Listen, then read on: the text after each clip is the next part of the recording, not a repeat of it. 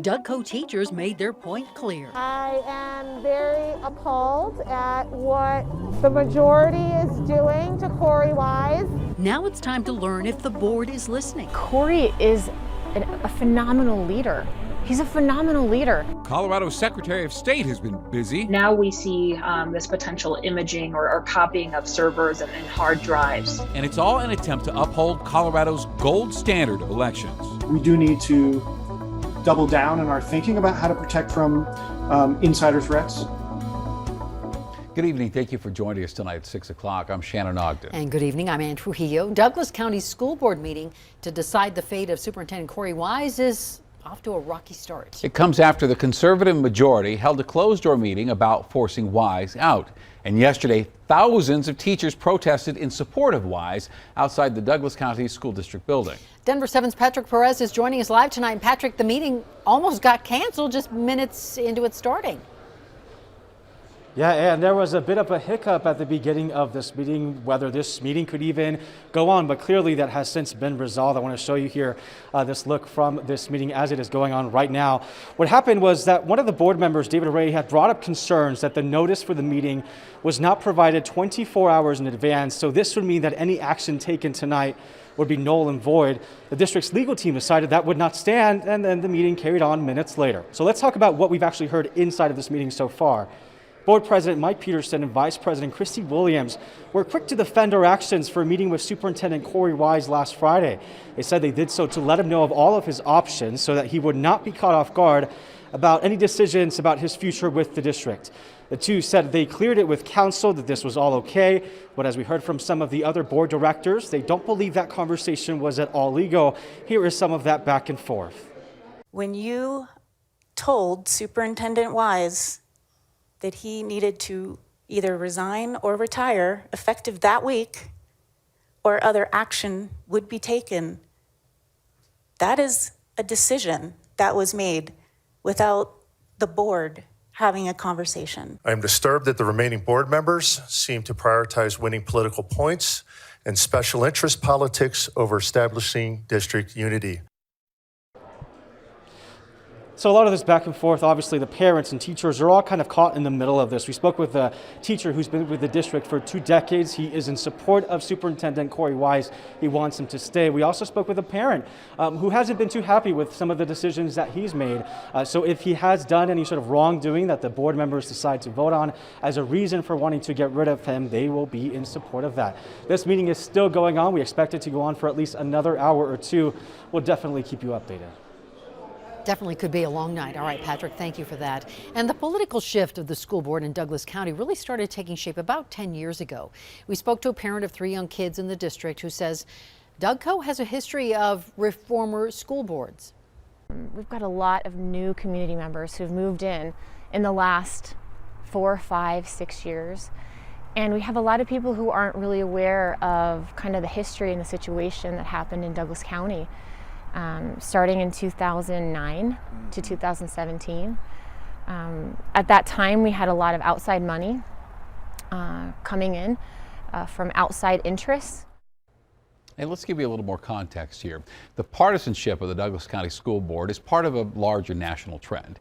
And we spoke with John Villant of the Brown Center of Education Policy about why you rarely see school board elections on the same ballot as your presidential election. I think it often is the case that those dates were chosen strategically because we know from research and from experience that when you have school board elections that are on these off-cycle days, you tend to get lower voter turnout and can get different outcomes too. This is not just a Denver phenomenon at all, but all across the country, we've seen these like big hot button issues that really are not the most important issues facing school boards and facing school districts right now, but they've been these really prominent and controversial issues in school board meetings. And so there has been this sort of this wave of national politics that's swept across school boards across the country. Well, Dougco's special school board meeting is scheduled to go until 8 o'clock tonight. We will have the very latest on any decision made from the meeting tonight on Denver 7 News at 10. Masks are coming off across the metro. Today, mask mandates ended in Denver and Broomfield counties, and tomorrow, masks are no longer needed in both Adams and Arapahoe counties. Larimer County's ends on February 12th, and Jeffco's ends on February 18th. And the Children's Museum in Denver reopens tomorrow, and yes, you will still have to wear a mask inside. The museum has been closed since January 26th. They tell us because people were taking their anger out on employees over masks. The museum cited Denver's updated mandate, which still requires masks for schools and childcare, and the museum says they will allow for medical exemptions. Well, Colorado's elections have been in the national spotlight in recent months. Since August now, Secretary of State Jena Griswold has investigated 3 county clerk and recorders for questionable practices. The latest, Dougco's. So what exactly is going on with election offices in Colorado? Denver 7 political reporter Megan Lopez takes a look. For a long time now, Colorado has been seen as the gold standard of elections. For security, for efficiency, for our mail-in ballot system. But ever since 2020, doubt that stemmed from rumors that turned into action. The county clerk there said he took images of their election equipment servers. It started with Mesa County last August. The Colorado Secretary of State's office started an investigation into Clerk Tina Peters. Then last month, that office started investigating Elbert County and Clerk Dallas Schroeder for allegedly copying the voting system hard drives there. And then this week, Douglas County Clerk and Recorder Merlin Klotz joined that list. All 3 of those clerks and recorders are Republican. But there is one major distinction. In Mesa County, the county clerk compromised voting equipment trying to prove conspiracies. We do not have evidence that that happened in Elbert County or Douglas County. Secretary of State Jena Griswold is now investigating whether there was a breach of election security rules and whether the records were given to someone who doesn't have clearance. I can imagine a circumstance where if the wrong person is given access to a system, that they could potentially attempt to make the machine malfunction. Lawrence Norton from the Brennan Center in Washington, D.C. is watching all of this closely, saying Colorado could serve as a lesson for other states. We do need to double down in our thinking about how to protect from insider threats. It certainly raises the question of where it went.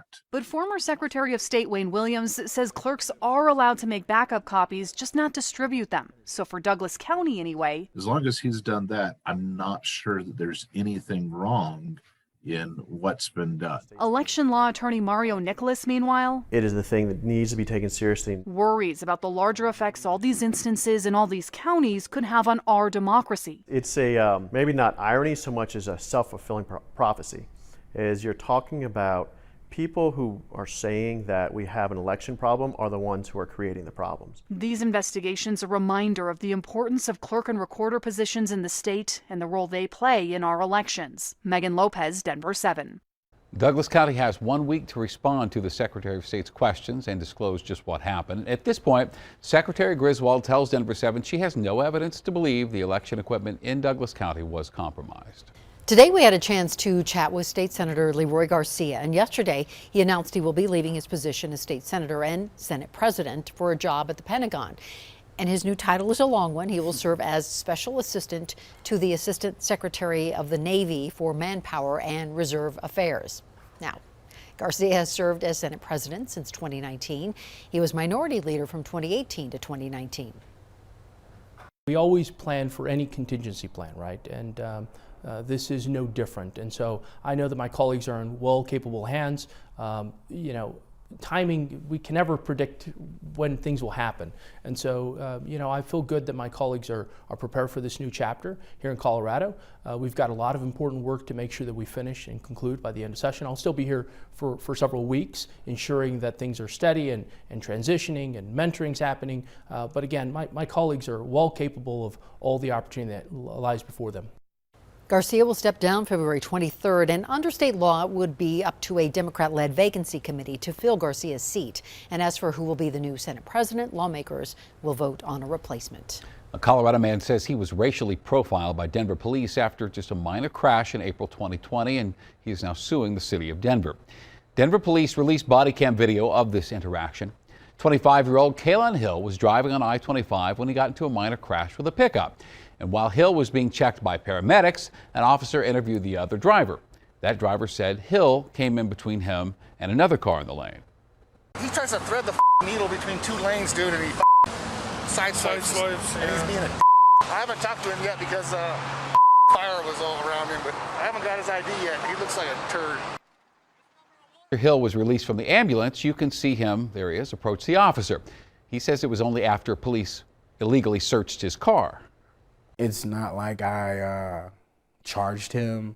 It's not like I was cursing at him. I wasn't screaming at him. I literally asked him, "Why are you in my car?" Now, we reached out to Denver police to get their side of this. They say they cannot comment because of pending litigation. Some of the youngest victims of the Marshall Fire received a nice surprise today at school. Broomfield-based Crocs, along with Broncos linebacker Baron Browning, donated 500 pairs of Crocs to students at Cold Creek Elementary in Louisville. This is the first batch of about 30,000 shoes that Crocs will donate within the Boulder Valley School District. Browning signed several pairs of Crocs for the kids and even helped add some personality to their new shoes with charms. Fighting for farmland. We are against developing the land because it is one of the last pristine areas. A developer has already gotten approval. We feel like the project has been vetted. It meets the needs that we have in our community. But residents aren't giving up yet. Slowly but surely, we're warming things up here across the Front Range. Temperatures in the teens and 20s overnight. But we have another cold front on the way. I'll let you know if it includes snow.